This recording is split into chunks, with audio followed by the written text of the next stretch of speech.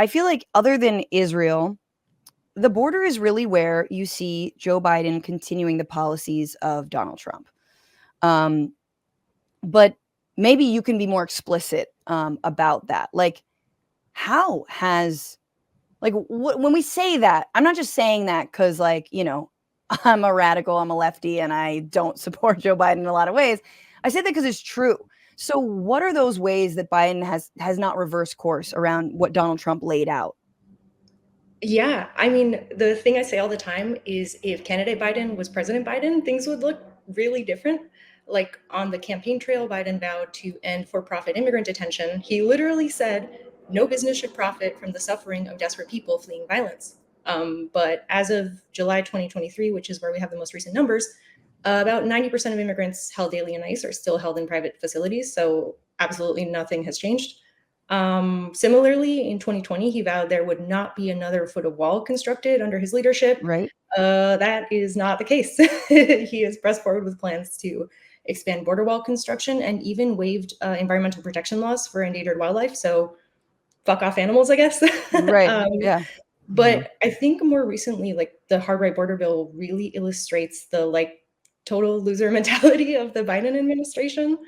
I mean, it was a white nationalist policy wish list. It would destroy the right to asylum as we know it, just letting the administration deport people without even letting them to apply, which is a fundamental human right. Hmm. After an arbitrary number of borders encounters had been reached per week. So literally, you're just like gamifying the process that determines, in many cases, whether people live or die.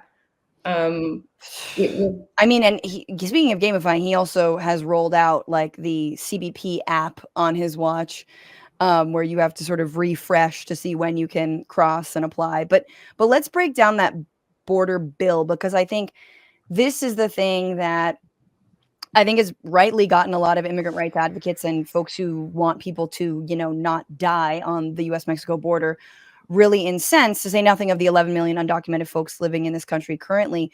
But it really was such a pivot to the right. It was sponsored by Republicans. And as you mentioned, it was like this white nationalist wish list. There are some not horrible things. So I did want to just like, what were the things that, like, if you were, rose colored glasses, were like okay about this bill? Honestly, I think like a lot of it has been framed as good, and it is just such a drop in the ocean. Like, they said, well, he's hiring more asylum officers.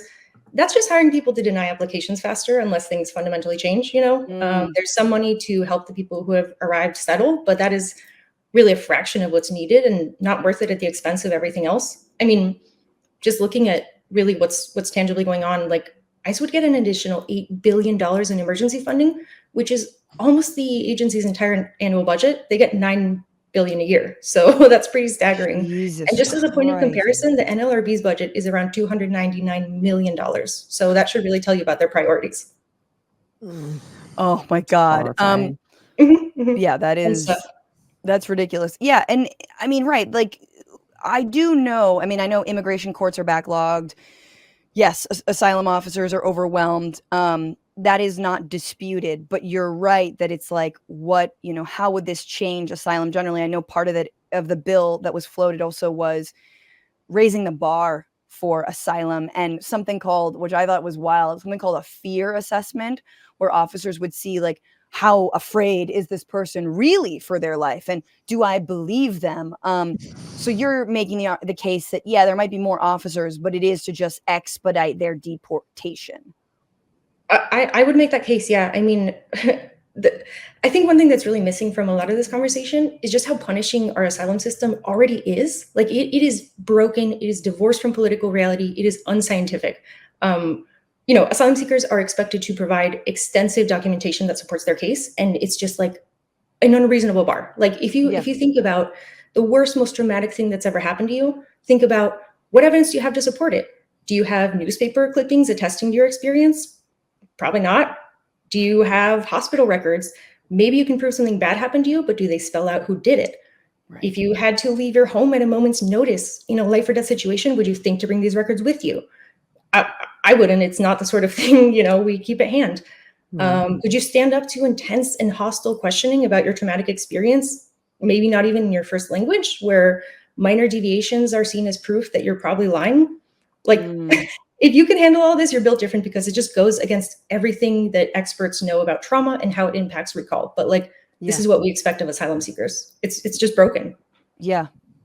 And it does increase this bill. Again, by the way, the bill didn't pass. It didn't pass in part because Donald Trump was like, don't vote for it. Wait till I get into office.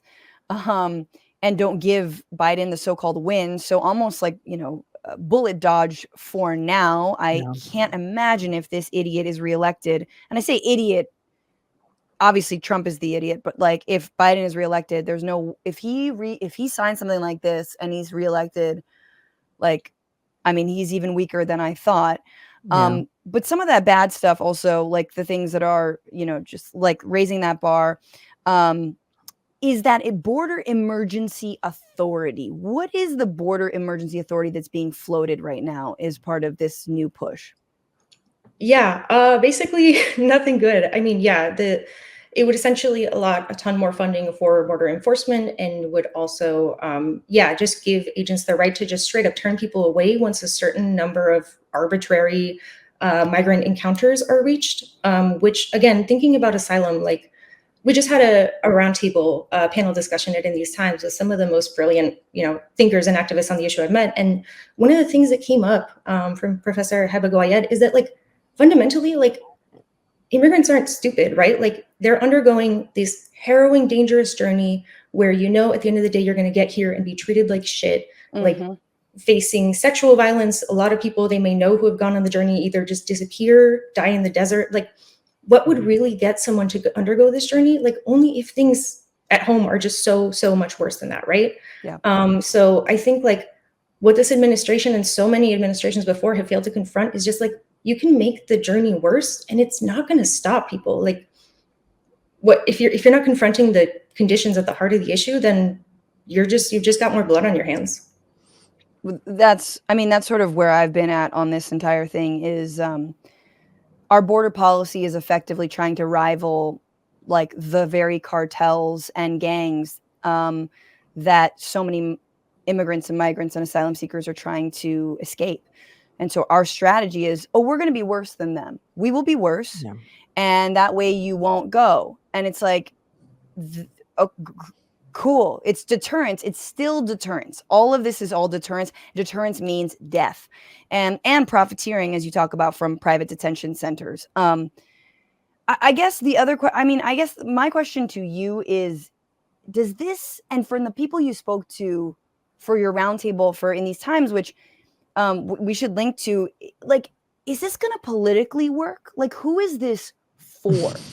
He's a Democrat. Who's Biden doing this for? Yeah, I mean, during the roundtable, Representative Delia Ramirez had this quote I really can't stop thinking about. She said, "We've given into the Republican narrative in such a way that we're beginning to sound like them." And honestly, with the exception of a couple of people like her, I think it is really largely true. Like, saying deport them all versus saying deport them all, but don't worry, we feel really bad about it. Like, those aren't meaningfully different statements, right? Like, when you're accepting that immigrants, people who just want the same things as you and me, like, are a crisis, but you'll give me some platitude about how it's all very sad and hopefully we can find a nice way to get rid of them. Like, Dems don't look like strong, capable leaders. They look like cowards. Yeah. And yeah, I mean, I'd say it's certainly impacting the Latino vote.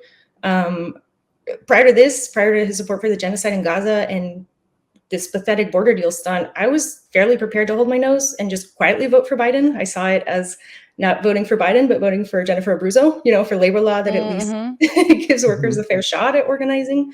But now I'm just like, what is the tangible difference, right? Like, Yeah. and I think, how it's going to impact like Latino voters has been at the forefront, but also like immigration impacts Black communities, it impacts Asian communities, like it impacts everyone, right? Like, Black immigrants are more criminalized due to racist policing disparities, which puts them in the deportation pipeline, right? Like, running boldly on immigration and not seeing our communities as like a threat actually opens the door to mobilizing a ton of voters. Mm-hmm. Yeah. Not that they will. No. Why do that? Why win when you could just fundraise off of Diaper Don all over again? Really and truly.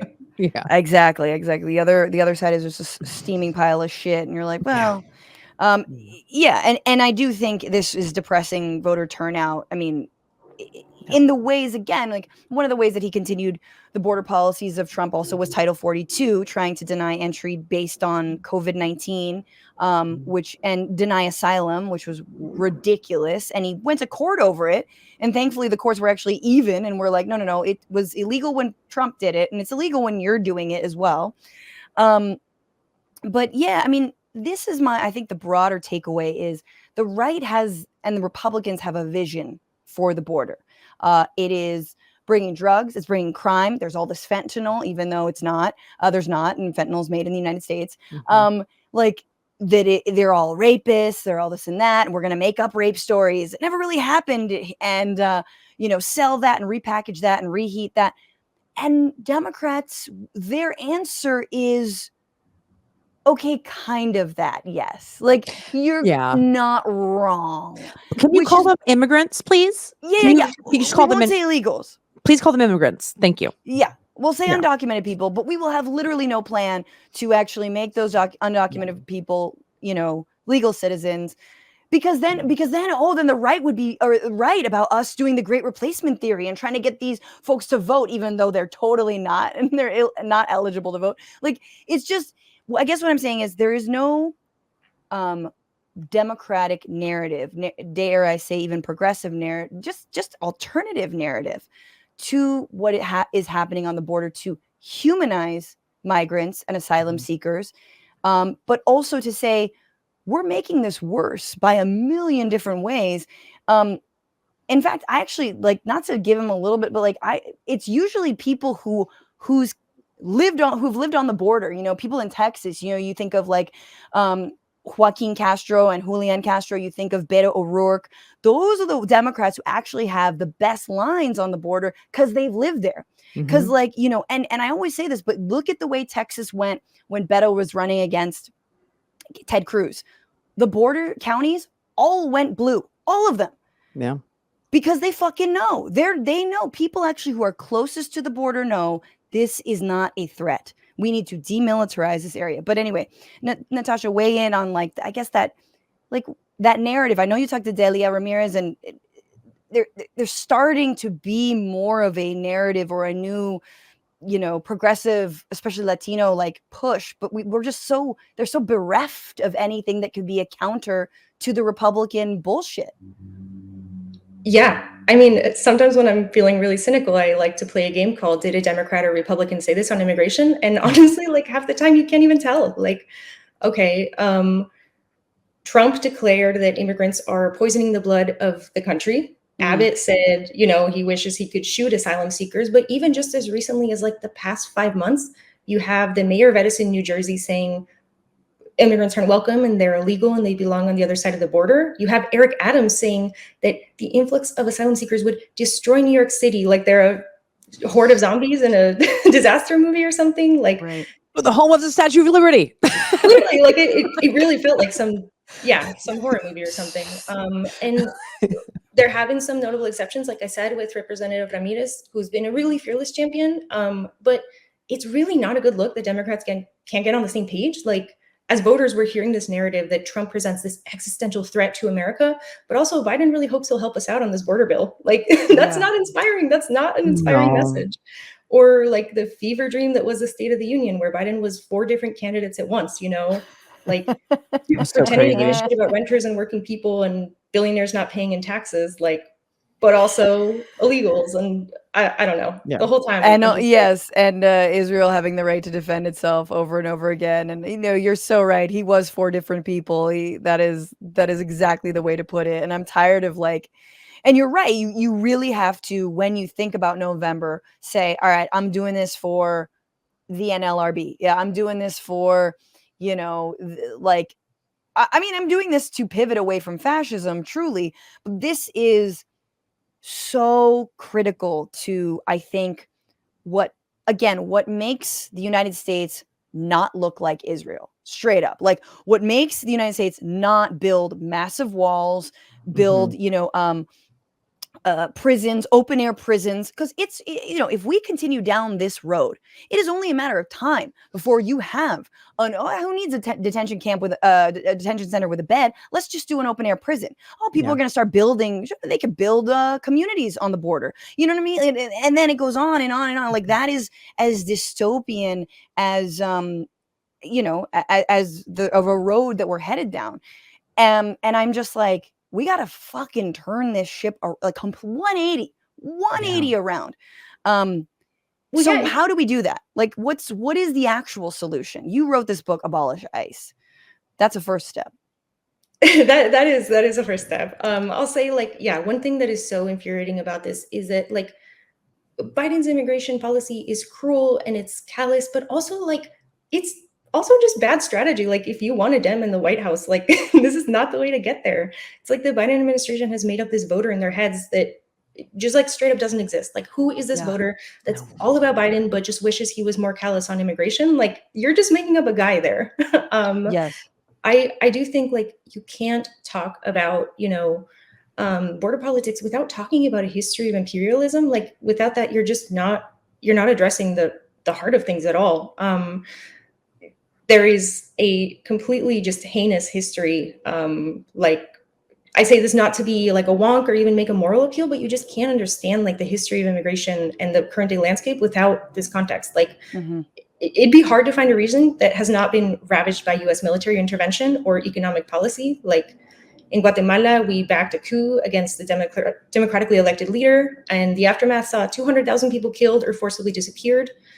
We have trained militaries to execute and torture anyone suspected of being a communist. Entire villages have been razed. Like, this shit isn't even scratching the surface. Like, and just think about what this collective trauma and destabilization of institutions, like, what does that do to a country decades or even centuries later? Like, and then we get mad when people flee the violence that we ourselves have stoked. Like, the way I think about it is, like, the United States fetishizes personal responsibility until it comes time to foot the bill, right? Like, I mean, just really think about what it would take for you to pack up your whole life in a backpack, leave behind everybody you know, travel hundreds or thousands of miles on foot in a dangerous terrain, like, where people may have been raped or killed or just disappeared. Like, the scholar Heba Goayed made a really good point in this roundtable. She said, just, like, basically, people aren't stupid.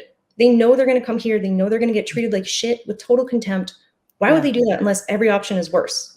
And until you address that, like, nothing's going to change. You can make the trip more cruel and horrible and dangerous and deadly, but, like, people are going to come if what's home is just as bad or worse.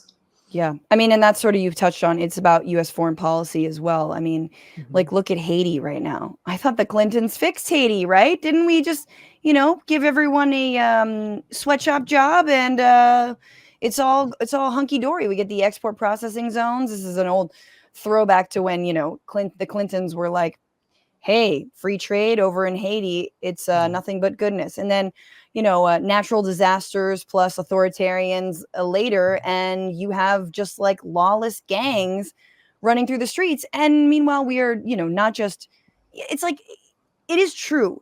The Republicans are cartoonishly evil when it comes to immigrants. They're like, because in some ways, Natasha, you're like, it's because they see what Biden is doing, and it's kind of what they were doing 5 years ago. And so if Biden was doing what they were doing 5 years ago, well, they got to rebrand. They got to do a new thing. They got to one up themselves from 5 years ago because the Democrats are nipping on their heels. So it's just everyone is just making the situation worse. And, like, when we actually need to be, ending the drug war, ending money to governments that repress their own fucking people. Like, what if that's a stipulation? I mean, Kamala Harris has been a massive disappointment in the region if this was supposed to be her fucking region. She's just said, what, do not come? Yeah. Do not come. Yep. Do not come. But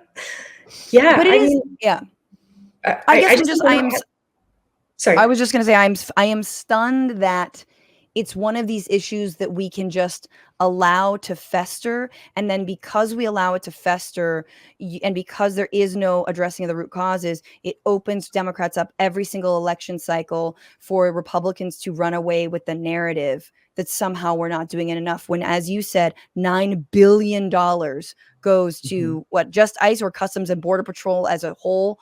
It is by far, I think that number is like, it's the biggest federal agency there is in terms of budget. And the last thing they need is more money. Yeah, shouldn't these fiscal conservative fucks be mad about that? Like, you would think, right? Um, but like, I think the heart of it is just we're not having the conversation we need to be having on immigration. Like, it's not, oh, how many people should we let into this country through the kindness of our hearts? It's like, what would it even look like to try to atone for like the mass death and devastation that we have carried out? Like, in that context, letting people find safety is really the floor, right? Not the ceiling. Exactly. And like ICE has only been around for what, just over 20 years. Like most of this country's history existed before ICE. We were clearly able to make it work without them. There's no reason. Yeah. 100%. Well, that's what Democrats do, right? Because the ICE apparatus was set up by George W. Bush in the wake of 9/11.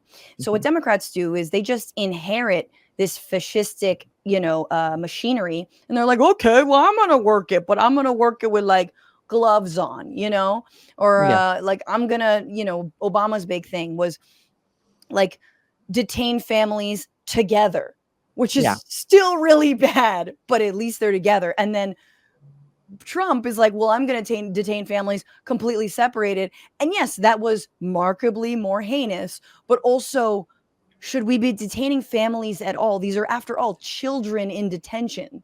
Yeah. Who have done literally nothing wrong, nor have their parents. I can't.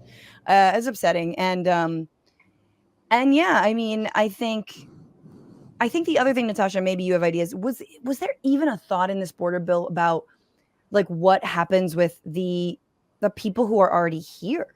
I mean, this is the biggest question is, undocumented people here, and especially to say nothing of DACA recipients that sort of get, used as a bargaining chip and, flung about this way and that, depending on who's threatening them.